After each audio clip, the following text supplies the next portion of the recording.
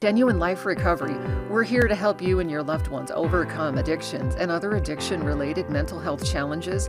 In this show, we dive into the physical, emotional, psychological, and spiritual aspects of addiction, mental health, recovery, family dynamics, codependency, and more. You can listen on your favorite app or at jodystevens.org. Hey, friends. Welcome to Genuine Life Recovery. We're live on a couple channels, so I'm excited about that. I have a great guest today. Last time I did this live, Mike, I thought I was live because I was testing everything in private mode. And so it was all this anticipation and yeah, it wasn't live. You weren't So I live. think, no, so I think things are working now. I think we are. So Okay. you're the first one to really be live with me on Oh, social hey. media live. Place And of honor. That's right. right? To talk about a very delicate subject. So, Yeah, so right. I'm talking with therapist, author, and speaker Mike Vaughn, who actually has a lot more initials or credentials in front after his name too. So we probably should have had you put all those on just for authority. But Right. Mike specializes in sexual addictions, recovery, relationships, and trauma. So, sex and love addiction can be misunderstood, right? hmm Especially in the church. And in this conversation, we're exploring the difference between the two, how trauma fuels addiction, the role of shame in keeping people trapped. We're also going to touch on pornography and culture and how that's distorted God's design for sex and intimacy, which can make it, like a source of shame or addiction rather than intimacy. But most importantly, it's about hope and it's about how to break hmm free and it's about how to reclaim a biblical view of sex and healing through faith. I think I covered the hot points, Mike. So thanks That's a for lot. joining us. Yeah. Thank you for having me so much. I'm always, I know it's a sensitive topic. I sometimes lose sight of that, because it's my everyday life, and Right? I kind of forget. Hey, no, everybody doesn't talk about pornography addiction. Everybody doesn't talk about sex addiction, but no, they do not, and that's actually a really good thing. So thank you for having me. I'm really honored to be here. I'm excited. You are with Bethesda Ministries, or Workshops. you do workshops for this. Okay, fantastic. Yeah, it's Kind of like the Bethesda Every Workshops. Man's I'm the Battle type of a thing. Yeah, well, we do. It really is clinical intensive work. And so people come to us, both male and female addicts, but also partners of addicts, couples. And this year, actually, we are doing a teens workshop as well, because unfortunately, that's Nice. a growing area of need. And we do intensive. So people come to us for 4 days. They work on, whatever it is they need to work on. And it's all group work. And then they go back to their therapist and such. So we're based in Nashville, Tennessee, and so yeah, it's hard but amazing work, and yeah, it's Bethesda Workshops. I'm their director. Fantastic. So you're in Nashville. Yeah, I actually, Nice. so I go back and forth. I live in Charlotte, North Carolina, for all those who Okay. might know North Carolina. And then yeah, I direct. I'm in Nashville a bunch, directing and back and forth. But the Bethesda Workshops is based in Nashville. Yeah.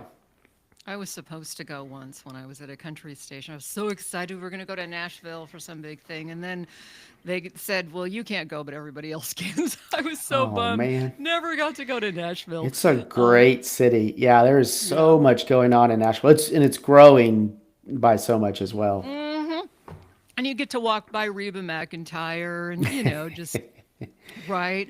Yeah. Okay, so to kick things off, what is the difference between sex addiction and love addiction? Now, I'm going to tell you the way I know it to be, and then you can Oh, correct me if I'm wrong. I always sort of felt like love addiction was kind of what they gave women to soften it, and then sex addiction was like more for the guys. But I kind of feel like they're the same thing, except for the thing where a lot of sometimes women, it's more fantasy, like having an affair with your doctor or something like that. So am I on the right track here or not? they're different. They are really Okay. different. And the way you know the difference between the two is by the object. So Because you can have, of course, male love addicts. You can have female sex addicts. It crosses genders. The Okay. way you know the difference is the object, and what I mean by that is, for those who are love addicts, really the focus, the goal, the driving force for them in the addiction is the relation, either the relationship itself or especially the pursuit of the relationship. So Oh, a lot of times for love addicts, you have kind of serial relationships because the high is in those initial stages of the relationship. Once you get through that, then from a neurochemical perspective, then you start to see a change in the neurochemistry. And so it's not so fun anymore, right? Like that's when you get hmm, into probably the real parts of an actual relationship. You kind of have to start putting the work in. And so it's usually in the pursuit, it's in the chase of it, it's in the initial stages of it. So that's a love addict. A sex okay. addict is similar in sense of what there's a driver, but the driver is sexual in nature. Got And it. so that might be pornography, it might be acting out with other people, strip clubs, all these different things, but that's the driver. And so while there can be overlap, for example, of course, if you have a person that's a love addict and they're in different relationships, there's probably going to be sexual. But when you talk to a love addict and a sex addict, it's pretty easy to kind of uncover the difference, and that is the way it, kind of what really drives them, what lights them Hmm. up, not in a good way, but what lights them up is either going to be that relationship focus or the pursuit of the relationship, or it's going to actually be the sexual part. And those are really different in Okay. reality. So Makes that's total the difference. sense. Yeah. Yeah. What's the fantasy thing like? Is that just part of the pursuit? Sort of this addiction to like this affair or fantasy or that kind of a thing? Yeah, fantasy is really a component of both because Okay. fantasy begins that especially the dopamine kind of neurochemical process, and so Yeah. that can be part of both. Fantasy Yeah. is one of the first parts of the addiction cycle, and so whether it's relationship based and so kind of fantasy that way, or it's Hmm. in the presence of sex addiction fantasy that way, either way. But yeah, you're right to bring that in. It's really that is a component of both, I believe. So it's all about where the dopamine hit comes, and we just It's use like dopamine as the exactly term, but it could right. be It's the serotonin endorphins. hit or Yep. whatever the hit is. But so it's all about what drives that, and that's kind of Exactly. where if you want to touch on really just the similarities and the differences between sex love addiction and other addictions because it's like in my mind as someone who does more like addiction counseling or has this recovery podcast, I think they're all the same in so many ways, right? Is because we're just trying to, in my mind, we're trying to fix something that's broken, Hundred in the percent. mind. Whereas it's like if I eat this, I'll feel better. If I have sex, I'll feel better. I'll get the dopamine hit. It's like whatever it is for you. For me, it was alcohol, and I use that for my anxiety, to self medicate the anxiety. And so some people use sex for that. But so we're talking about really the dopamine and all that stuff when it comes to addiction. But is there a difference in or are they all the same as far There's a as addiction? different Yeah, I mean, I'd say there's a difference in the different addictions and what they, how they interact with the body and what they produce. They don't all, for example, activate dopamine at the same levels, right? So Right, different things right. do that differently. And in fact, we know that the illicit drugs, for example, are going to activate dopamine at a much higher rate than something Mm-hmm. sexual. Yeah. Having said that, to your point though, if you think of addiction as a medicator against distress, right? So Mm-hmm. I encounter internal distress and I need a way to medicate that, then they're all the same in that sense. Is that usually what's driving is I am looking for a way to buffer or medicate distress, and I'm trying to tolerate a really what feels like probably an intolerable situation. Yeah. So in that way, just like you said, alcohol does that, food does that, sex does that, relationships does that, like the drugs do that. I mean, it helps medicate. In fact, I don't know if you're familiar with Gabor Mate, but he says Yes.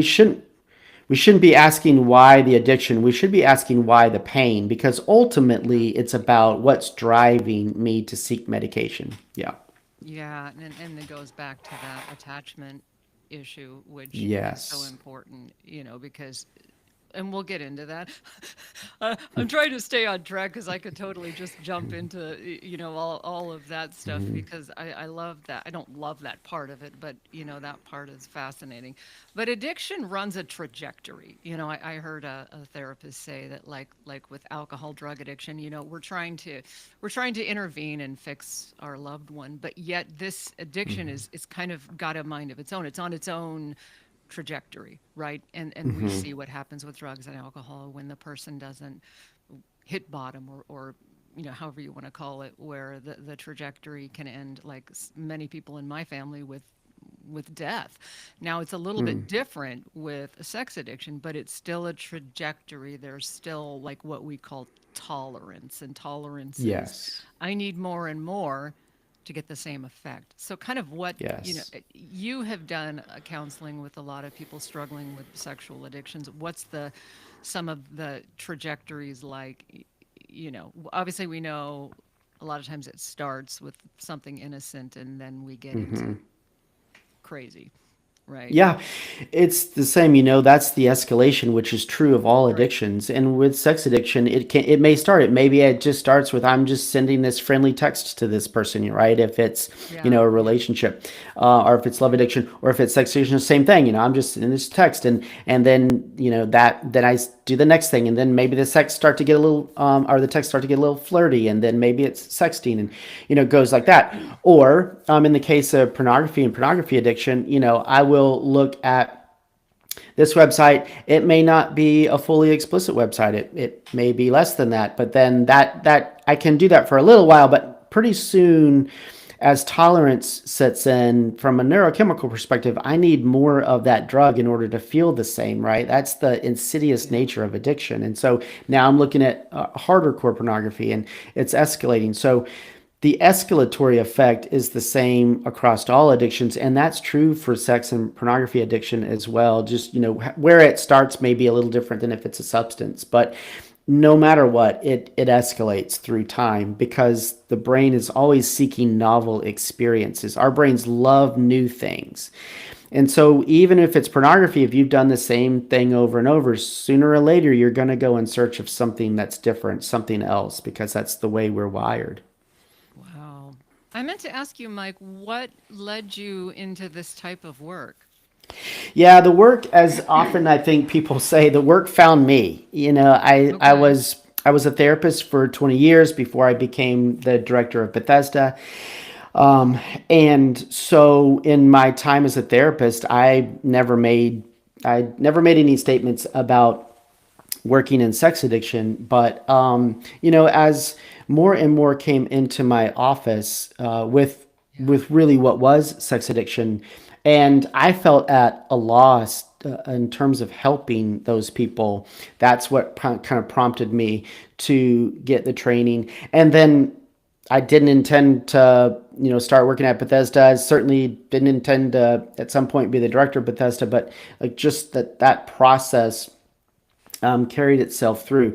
So I think the work found me in that way. I'm grateful to have had the training. It's anything that's addiction based. It's really difficult. It's difficult for the person and families. It's difficult on therapists, but and I know we're going to talk about the hopefulness. I mean, there's so much also hope that's wrapped up in all of this, and so it's been incredibly rewarding. But that's a little short snippet, I guess, about my journey.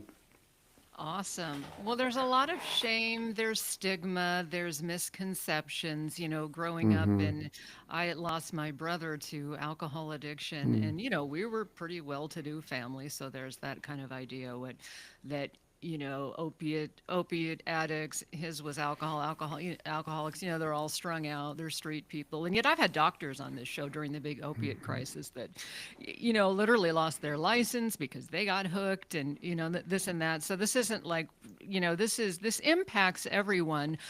But there's the shame and there's misconceptions, right? What do you Yeah, think are some of the biggest misconceptions about sex and yeah. love addiction? Um, it's really simple that, and it's kind of, it's not funny, but that sex addiction is not about sex, and love addiction is not about love and relationships. That's the biggest misconception. I think second to that, people often will think they'll equate sex addiction sometimes with like sexual offending and like these more difficult crimes and stuff when Right, reality, which those aren't even like they say rape's not no. even about it's about power and which Yes. we all kind of know that now, but yeah, it's not and then a lot of times this goes into a whole nother thing, but people they'll use a substance so they can get the courage to do the thing when they think it's the other way around, Yeah. you know what I mean? But we won't get into all that. Yeah. We'll save that for the the crime show. But yeah, so misconceptions continue on. Yeah, that, sex addiction is not about the sex. It really, Yeah. so sex is a vehicle, it's an avenue to trying to tolerate this world.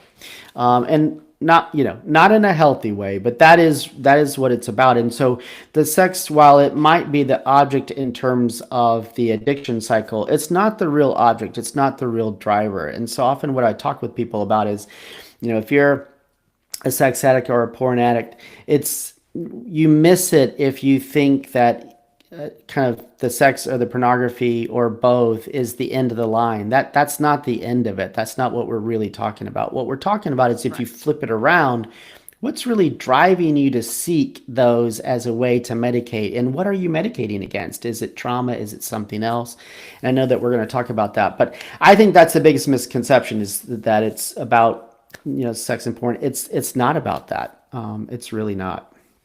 Yeah, there's always an underlying issue, and that's that, and we'll get into the trauma piece because that's, I mean, if you talk to almost all addicts, there is some kind of trauma. Yeah. That's just what I mean, being alive is traumatic in this world today. I mean, just wake up and there's a trauma. I mean, even It's the Super so Bowl, I'm true. like, I'm reading how they're celebrating the Super Bowl and like 50 people are arrested. I'm like, so is this how we celebrate now? Like rioting? I mean, it's just that the world's crazy. It's so, Um, so true. Oh Yeah. my gosh. Well, let's talk about like shame first before we Hmm. get into the trauma piece. Like shame in, we like to pick on the church a little bit, but the church is starting to do a really great job, I think, of Yeah. addressing, the issue of pornography. It kind of seems like they sort of stopped there. Like they, Hmm. the youth pastor will get up and share that he struggled with pornography, and then that's sort of the end of it. But you don't ever see like women come in and say, Hmm. I'm an alcoholic or I struggle.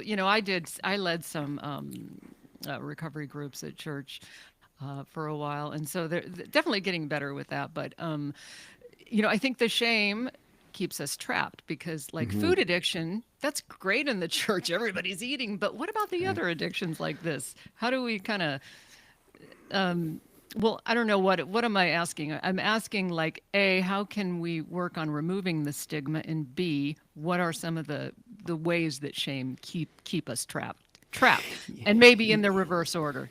Yeah. There's a dyslexic question for you, and I am dyslexic, so there you go. Well, I can flip them around. That's no problem. Perfect. Yeah, I think starting with the second one, shame is the shame and other negative emotional experiences like guilt and overwhelm and anxiety. Like Yeah. that is what drives addiction. That's what I think people probably don't understand is that, when I feel so bad about something that I've done, then that means I won't do that thing again. And that's oftentimes true if it's not an addiction, but with addiction, it actually means the opposite. It's a paradox.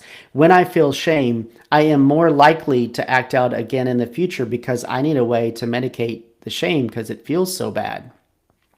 And so Mm, people don't often get that the real driver of the addiction cycle is actually shame, guilt, despair, feeling overwhelmed, feeling anxious because of acting out.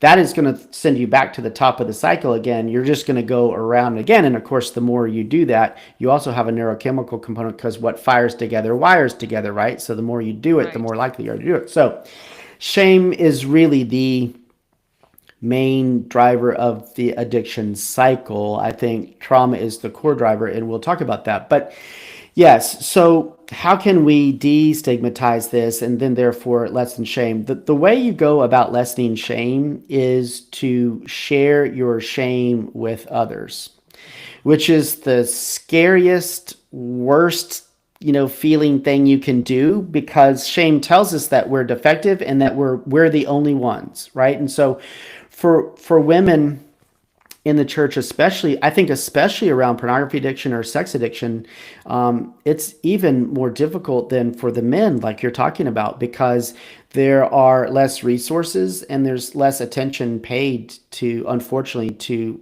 women who struggle with sex addiction or pornography addiction. And yet, the numbers that are struggling are growing. And Yeah. so I think the thing the church can do around that is begin to include women in these conversations. We so need to do that. They're part of the conversations, whether we're including them or not. And we need to put forth resources that are helping women as well as men. In general, the church needs to have more conversations about sex addiction and pornography addiction, because when you look at the numbers of people struggling, you realize, oh gosh, a lot of the people sitting in this church today are struggling with this in some form, and we're probably not saying enough about it. But the way to break through shame is the scary thing. And that is, I need to find a trusted person that's a safe person. And I need to tell them or share with them, that part that I most want to keep hidden away from everyone. And it's amazing how that lowers the shame quotient when we do that. And that is the path to lowering shame. It's just that it's kind of the last thing that we want to do. We do not want to take the risk, because the reason is, if I'm going to share that innermost part of myself that that I dislike the most, what happens if you take that and you reject me? I'm going to really hurt. And so we cover ourselves that way, but and that goes all the way back to the Garden of Eden. I think, though, while scary, we know that the path to recovery starts by opening that part up. Like, we have to do that. It's just really hard to do. Wow. Yeah. Oh my gosh. That's so true. That's so true. And then there's a lot of secrecy involved in it too, which then perpetuates that, because the enemy, right, Satan, just wants to keep you in the dark, so we have Yes. that. But then there's also as we get into the trauma piece, because if you were, unless this isn't to say that everyone that has addiction has all this trauma and everything, but oftentimes it's true. And if you had that, and if it was extreme, your brain's being wired, like they call it, like wired for trauma. So as you grow and get older, generally, if there's trauma, the people that were supposed to love you and trust you, like, they weren't there, or they were there in a very strange way, or whatever the case may be. I think we all know abuse and trauma and the different ways that it happens. And so, but the point is that then when you get old, right, you don't want to confide in that person, because they're going to judge you or be really weird or maybe be abusive or something like that. And you've learned that you got to do everything yourself, because nobody that was there, that was supposed to be there for you, was there for you. Right. And so now you're really trapped, because you're actually doing what kept you safe when you were Yes. a kid. I mean, that's what's so, Yes. because that whole denial, everyone's all, you're in denial. But denial has saved people when they were little, right? And then we get old Yeah. and it's like, wow, the denial's nothing's working anymore. And so there's a lot to work through. And I guess what I'm getting at is you comment on that, but then also this idea that, oh, just accept Jesus, or Jesus is enough. Because, my husband, we're both sober, and growing up, it was like, well, why can't, for him, I wasn't raised in the faith, but for him, it was like, well, just pray it away, or just, why can't Jesus just be enough? And that's a hard one, because we don't want to say that he's not enough, but if you've had a lot of trauma, it doesn't just go away. You know what I mean? No. Yeah. That was I a love lot your. I just threw at you. But No problem. I love your point. We do not, what's adaptive in childhood can become maladaptive as an adult, but we don't judge the child for the way that they adapted to their environment. They did right, not have right. control. they had to adapt and they had to get through that as well as they could get through it with, without their brain being fully developed and all of the things that go along with that. It's only once we get to be an adult, we have a fully developed brain, we have community, that then we can say, listen, what helped you survive now has become maladaptive, and it's time, to enter into a healthier version of you now. And I just think that's the process. And I always like to point that out to people. Like, even if we're talking about something that's maladaptive right now, we're not judging the way you coped with that when you were younger, because you probably did the very best that you could to get through Right. maybe a difficult environment. And so I think when you get to be an adult, though, and then you're aware that now this thing isn't healthy and adaptive, it is like, how do I go about that? And you're right. Why would it be? Why would I turn to anyone when I've learned maybe from a difficult home environment, family of origin, that attaching to others is not safe? This is where I love the recovery community, because often in the recovery community, these groups that are formed around specific types of recovery, those people go first. If you go to any kind of a meeting, usually what happens is someone that's already part of that meeting, they share first, and so they lead the way in vulnerability and hopefully being a safe person, so that we don't, as the first person going in, we don't have to do that. Yeah. And so if you did come from a difficult environment and very appropriately you struggle to trust others, well, why don't you go and let other people show you that they're trustworthy, and then you can take that small steps of starting to let people into that difficult space. It's still hard, because by showing up to those groups, you're still acknowledging that there is a problem, and shame still wants to keep you stuck and isolated. And I think, to your point about Jesus is enough, Jesus is 100% enough, for us, for our pathway and portal into relationship with God and heaven. God did not design Jesus to be enough for us only, just him and us. We don't have to be in a relationship with one another. It's not the way God made it. Right? Right. He set it up in the garden that we would have someone else, just as he is in a relationship as well. And so Jesus isn't enough in that way. And that, maybe that strikes people odd, but we are supposed to have others, be intimately connected with others in our lives. Jesus doesn't want us, just him and us, Yeah. is as much of a savior as he is to us, right? So that's usually what I tell people. It's safe, and most Christians try, in the early part of recovery. They try to do a lot of times just the me and Jesus thing, and I'll just pray about Oh, this, and Jesus will take it from me, right? And you know what? I'm not putting God in a box. Sometimes he might very well yeah. change, do a radical transformation. Most of the time, he calls us to something much harder than that, and that is to trust him in opening up our life to others. Because this is really about trust, what you and I are talking about right now, Yeah. whether it's of God or each other. Yeah. Well, and I've seen people get I call it magic wanded, and it's Yeah. awesome when they do. But usually there's a couple other personality things that that start Yeah. to surface. Because it's all what's underneath. So Yeah. there's different. I'm sure in the sexual addiction community, there's underlying things like with addiction, there tends to be like, woo, bright, shiny, like really Yeah. animated, like, man, you got to get into, you know what I mean? Like you could just kind of tell, you could kind Yes. of tell like, whoa, you untreated, or what do they Mm-hmm. call dry drunk much? Or, we all, Yeah. we all have those Yeah. things. So, Yeah. Well, but I don't know if you're saying this, but 40 to 60% of sex addicts are also addicted to something else. Right. So yeah, we know that addiction co-occurs a bunch. And so we talk to our people about this. As I'm working recovery for sex or pornography addiction, I need to be on the lookout. Is alcohol a problem for me? Is food a problem for me? Like, are yeah. other things an issue? Yeah. That makes me laugh when I was getting my MS in addiction counseling. And since you're a therapist, I'm curious about this because they talk about how this co-occurs with this and this co-occurs with this, but yet each diagnosis is by itself. And I'm like, well, if everything co-occurs, then maybe the whole mad thing is wrong. And and then in depression, sexual addiction, alcohol is really one. thing, Yeah. and then headaches. Do you know what I mean? Yeah. I think, what do you make of that?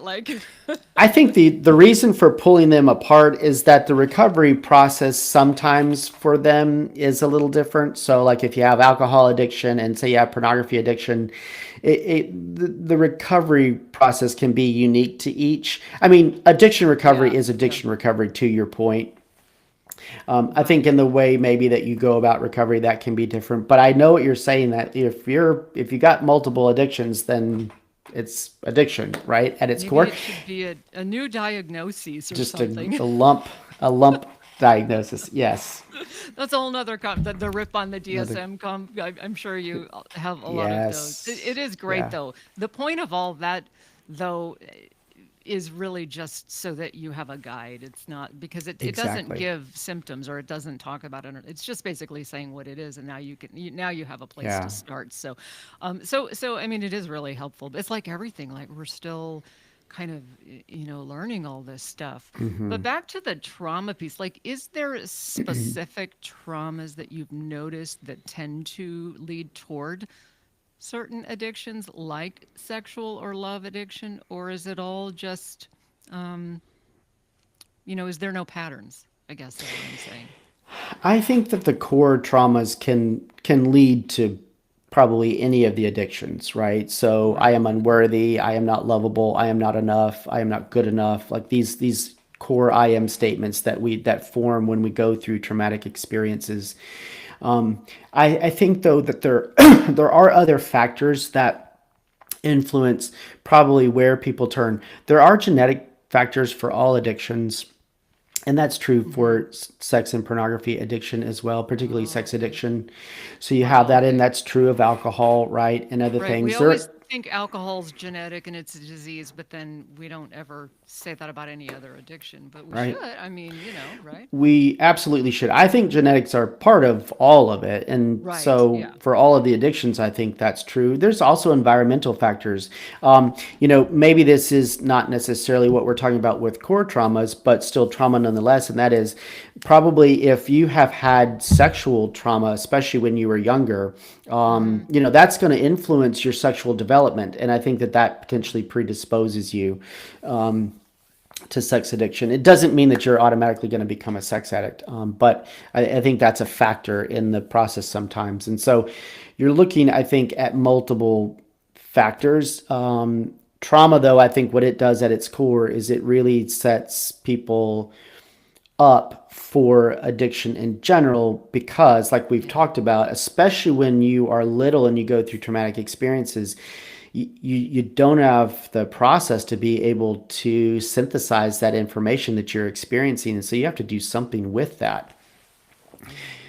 And we can be traumatized 100% when we are adults by things because there can be situations that overwhelm us in that way too. But it's so True. much easier when we're little because we just don't have the capacity to make sense and meaning out of those situations. And that's what buffers us against a situation being traumatic oftentimes is being able to synthesize, make sense, make meaning out of that situation. We can do that as adults, obviously, sometimes, but when we're kids, it's very, very difficult if there's no other Oh, person to yeah. do that for us. Yeah. Right. Well, and all the shame too, I think, comes from self-blame because kids are going to blame it. No kid's going to Yes. go, well, I think my mother is suffering from PTSD, and so she decided to, hit me. I mean, yeah, a kid doesn't. I Yeah. mean, No. children are not supposed to, nor do they even have the vocabulary. No. So in Right. order to like survive, right, they Right. blame themselves. They say, "Well, I must have done something wrong." Speaking of which, you were talking about. I always say his name wrong. Mate Gabor or Mate. Mate. I don't know how he really says. I say Mate, but who? That's probably wrong. Probably. It's probably wrong. Um, he talks about, and so relate this to the sexual addiction. He talks about how, with regards to attachment, that a child will always choose authenticity, or no, wait, what is it? Attachment over authenticity. Okay, so in other words, we will choose the love of that caregiver, even if we have to change who we are and become someone else to Yes. get that love, right? Stop crying, I'll give you something to cry about, so you stop crying, right? That's the best way. But yet that though that authenticity and the attachment are the two things that we need. Yes. So maybe hit on that. And is there a type of attachment disorder that would lead someone more toward sexual addiction? Yeah. Yeah. Children are going to choose attachment because over authenticity in the way that he's talking about it, because at the end of the day, we all of our relationships exist from am I safe or not? Like that is the Yeah. fundamental question. And so for a child and for all of us, even adults, being safe is the primary thing. And so for children, knowing that they just kind of intrinsically knowing they cannot create safety on their own, they have to choose the attachment because that is the way that we are safe. And if it means, losing myself in the process, at least I'm hopefully safe, right? And it's not a choice in the conscious sense, but that's why Right. children go that way because safety is the fundamental driving force and factor in our relationships. Mm. And so, you fast forwarding, you're talking about attachment injuries. And so people become different types of, attachment styles. And the reason that happens is because they have those experiences when they're younger with caregivers who probably aren't consistent in the way that they express love, but more importantly, in the way they express safety. And so our, sex and pornography addicts, especially sex addicts, more prone for a particular attachment style. I haven't seen research. There might be that connects those two. I just know that if you have any type of insecure attachment, you're going to be more likely, of course, probably to struggle with addiction. But here's where I think sex addiction does interact attachment style, and that is Mhm. if you have an insecure attachment, you know, don't forget sex addiction, anything sexual, that's it's going to feel falsely intimate, right? We call it false intimacy because it's not true intimacy if it's an addiction. But nonetheless, those same circuitry that are designed to help us feel truly intimate with another person when we're sexual with them, that that connects to attachment because I think when you have an attachment injury, we're still all seeking to be attached to another and to be safe. And sex addiction, I think, fits that in, unfortunately, in a really powerful way because of the chemical process and what it feels like when we are attached, if that makes sense. Is that why some people with a sexual addiction will be they can't be intimate in the relationships that they're supposed to be intimate in, and then they only feel comfortable in the, going out or picking up a prostitute, pardon my language, that kind of a thing, Yeah. where it's like almost flipped, you know? Yes. And it goes back to safety. And this is true for love addicts as well. We want to bring them into this. Love addicts are also, they may be in a relationship, but they're not really being intimate it may seem like they are, but they're also Mhm. struggling with true intimacy. True intimacy is into me see, right? Whatever I think, feel, and believe, I openly share that in vulnerability with another person, and they do that with me. And now you have an intimate relationship. I love this definition of intimacy. It comes from the polyvagal world, and they say being able to be still without fear. Right? It's like I can be still, I can share all of who I am, what I really think, feel, and believe. You Yeah. can you can see into me, and that is intimacy. So, sex addiction, though, can feel like I'm being intimate because I might be being sexual, but I'm not going through the whole process, which is the whole umbrella of what intimacy is, and that is being truly vulnerable with another person, especially in those parts of myself that I'm most afraid are going to be rejected. Wow. Because it's scary. I mean, it's Scary. scary. Go And back to get safety. that, I'm not yeah. safe. Yeah, And I think it's like that with every addiction. We're doing it to it make is. ourselves feel safe. Like that's the root Yes. of it. And even codependency, like there's this old book that you should read. Maybe you've read it. I probably say it every other show. It's called Lost in the Shuffle by Robert Subby. I Oh haven't. my gosh, it is hilarious. He's like one of the first guys that ever figured out that addiction and codependency was like the same thing. I mean, in many ways, but yeah, part of it is like it's you and me in the checkbook, or it's you and me and the kids, right? It's you, like it's never just you and me, you know? Mm-hmm.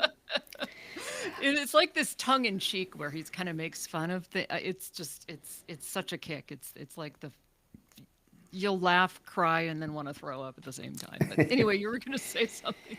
Yeah, no, I agree with that. I think, and maybe if that's what he's talking about, that I think when you have a truly healthy, intimate relationship, there is, in a way of speaking, there is no, like you put all of your eggs in that basket, right? You're willing to Yeah, to be all the way open, which means though that you're willing to have someone hurt you because sometimes we do hurt each other. We live in a fallen world and we not yeah, perfect. But I think when you have addiction present, any of the addictions, but especially I think sex addiction, what you have is I might make maybe most of me open and available, but not all, right? I'm going to leave this part over here. mm, hmm, And yeah, then in that way, I can't suffer quite as large of a hit if something goes wrong here. It's like having kind of an escape pod all the time, is what addiction really ultimately is. I can jump in this thing and get away from this. Whereas I think in our relationships, when we are truly doing them in a healthy manner, we've closed all the doors, we've taken all the escape pods away. Like it is you and me, and we're gonna work through these things, and I'm going to really let you see who I am, and hopefully you're going to do the same with me. right. It's almost a little bit like hitting that bottom, or like giving yourself to God. Well, God, I give you most of me, but not Right. this one part, you know. Or as Right. in recovery, it's like anybody has the capacity to recover. This is what it talks about in the 12 or in AA, if they have the capacity to be honest. Yes. And I just think it And all comes down to that. I mean, does. I I really believe part of why my brother passed away was there was just some stuff that he just was too afraid to face or to look at. And that's okay, right? I mean, it's not okay as far as I'm concerned. But we all get to decide if we want to get better or if, we Yeah. want to heal. And speaking of healing, like what's the first step to heal from this? Because I've been, when I was younger, I had things happen. I had the babysitter that came over and took his clothes off. I saw pornography, different stuff like that. That pornography from 20 at this point like 30 years ago, it just like it sticks. I mean, it's not like forgetting to like not drinking, like it's there. I mean, how do we start to rewire that? I mean, because Yeah. somebody that's doing that every day, all day, I can't even imagine how you could ever get that out of your head. Yeah, let me speak to that because people they do ask that a lot. Number one, those memories Yeah. do fade, but they don't necessarily, all of them don't necessarily. Here's the Right. difference. In the midst of addiction, you are not in control. The addiction is in control and it has power over you. What changes in Right. recovery is that unfortunately I may have a thought pop in about something that I've seen or a person that I have been with or a drink I have had. The power is what is different. When I'm in true recovery, I have the power to move that thought along and keep moving on in health. And that is the main difference between kind of active addiction and recovery. And a lot of times, all of those memories also they fade and they fade and they fade as you go along. But with sexual things, we're supposed to be imprinted by sexual things. That's one of the ways that we connect to one another in a healthy relationship, right? It's one of those amplifiers of connection, and it's supposed to work like that. It's just obviously when it gets hijacked, all of addiction is just a shadow of something really good, right? In Yeah. the sense that we are really ultimately seeking true connection with another person. Addiction's just about, well, I'm scared, so I'm going to find some way to kind of medicate or buffer against the fear. Having said that, the first steps I think in recovery really is the first step. And that is, it's so hard to do this, but you have to admit that you're probably not managing and in control of this thing like you think you are. And like you wish that you would be. I think it's so hard for us to say, gosh, I surely I can beat this, right? Surely I can do this. And after enough times around the addiction cycle, finally concluding, you know what? I don't think I can. And then the next part is just as scary, and that is, and if I can't, then that means someone else is going to have to help me do this. And we don't like either one of those. No. um, but those are I mean, it's simple but not easy, right? Like, it's simple in the sense that the first thing is to say, you know what, I have tried and tried and tried, and I am not in control of this as much as I would like to be. The second part, if that is true, then I'm going to have to find somebody else I can share this with, who hopefully isn't addicted to the same thing and can help me with this process. And both of those form the beginning steps of freedom. And when people are willing to take those steps, which, as you said, sadly, like maybe for your brother, maybe he wasn't. And we talk about this at the workshops. Willingness becomes that really critical piece to recovery. You have to be willing. And it's willing to do those things that initially don't feel safe. They feel really scary, but it's pushing through those anyway becomes the critical piece. Yeah. And then just, surrendering it, you know, Yes. I, it's a power, it's that whole paradox of powerlessness, like we, Yes. we may be powerless, but we're never helpless. Jehoshaphat, Right. remember that old thing where That. the army, I love that. He's like, oh Hmm. Lord, we come to you because we're powerless, but we know we're not helpless, or something like that. I love that scripture.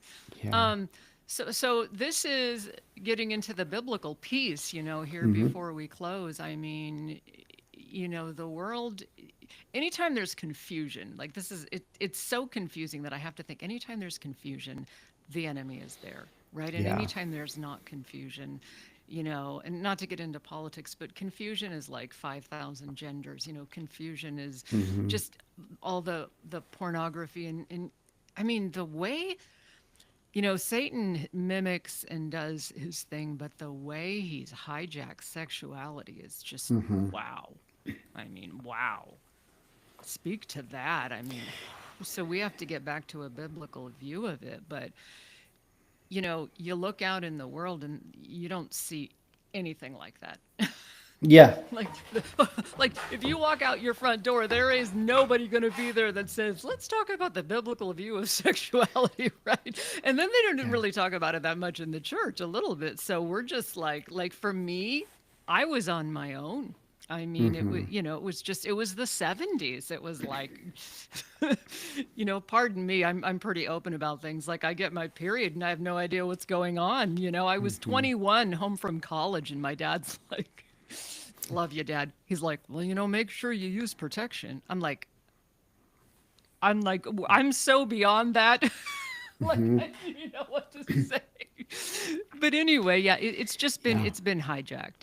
It's been hijacked in the worst way, the It worst way.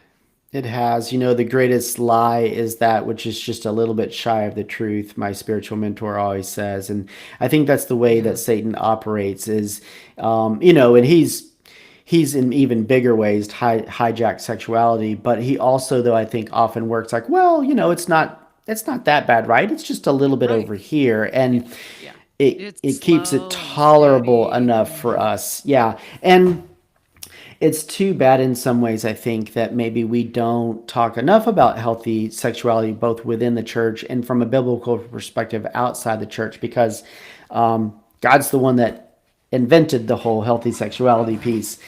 And so, the biblical view of healthy sexuality is that all parts of us, our mind, body, and spirit, are all integrated and then expressed in our sexuality as well as outside of. So it's like in the living room and in the bedroom, right? Yeah. And so when we are integrated like that, when we understand that sex is certainly a physical act, but it is also a very emotionally intimate act. It's also a spiritual act. There's a cognitive component, of course, to being sexual with someone. And so when you know and understand that there are all of those elements within a healthy sexual framework, then you're starting to understand that, okay, this is what it means to be biblically literate and healthy with my sexuality. Because with sex addiction, often I'll talk with guys and women about, like, with sex addiction, sex becomes very, very small. It's just in this little box. It's just this physical Right. thing that happens. When Mm, in reality, healthy sexuality is about the full expression of my, like, right. full being body connection to another person, not just the physical part, my mental part, my emotional part, my spiritual part. Wow. Yeah. And do you have to go? No, we can. I'm happy to Okay. keep talking. Yeah, Well, I just have a couple more things to cover. I forgot to ask let's you do like your it. time frames. Sometimes Totally we're on fine. and it's been Good. like an hour and a half or something. I know I could just keep going. Just a couple more things. So like in the church, like for people that grew up in the church, I didn't, but I know particularly maybe in the 70s and 80s, I don't think it was really talked about. Have you, is there some shame, like people that grew up, like where, they don't talk about it, and so has that led to sexual addiction, just sort of the way in which sex was, particularly for women, like we were just supposed to hate it or something, I guess, Yes. right? Yeah, I All women think hate sex, you know? there's so many. I think in the absence of healthy information, then we have to fill in gaps for ourselves. Like you're talking Right. about. So growing up, if we didn't get healthy information about sex or probably any other thing, then we have to create our version of what that should be. And of course, that's hard to do if Yeah. you're a child or even if you're a young adult. And I think the church has contributed to that. I think, especially in the sexual arena, because there hasn't been enough talk about what is healthy sexuality. The church, in so many Right. ways, at least in the past, has pretended like that's not a thing. The problem with doing that is that when the church, or if parents or any group that doesn't speak to something, then the other members of that group are going to come up for themselves with their definitions of things, and it's not going to probably be as healthy. The other thing I'd say is, I think that this is just Mike talking here. Not don't have any theology behind this necessarily, but I think we're predisposed to experience shame around our sexual selves because Right. sex is that very intimate expression of ourselves, and so we're already wired, I think, to be vulnerable when it comes to that. And so, whenever you have a wiring for vulnerability, you're going to have a more likelihood to potentially experience shame with that thing because shame's about being defective. And we're all afraid we're not going to be accepted if we were truly known. That's what shame is. So, I just Mm. think, it's a little bit of a side thing, but I think that the church unfortunately has done a disservice at times by not speaking to healthy sexuality because we are already, I think we tend towards shame anyway when it comes to our sexuality. It doesn't mean we always feel it, but it doesn't take much either, I think, to introduce that. So I think the church has grown in talking about sexuality, but listen, I don't know if you agree with this, we have so far to go still, though. We really need to make that a more regular part of our conversation in the church. Absolutely. Yeah, yeah, and everywhere. Well, in closing, I want to hear about your workshops, your work, Sure. writing. If I know, I think you've written a book, and so the first part is, what are just some keys for people listening to overcome this addiction? What role does faith play in this journey? Steps that they should take, and then also information about the workshops and stuff Yeah. too.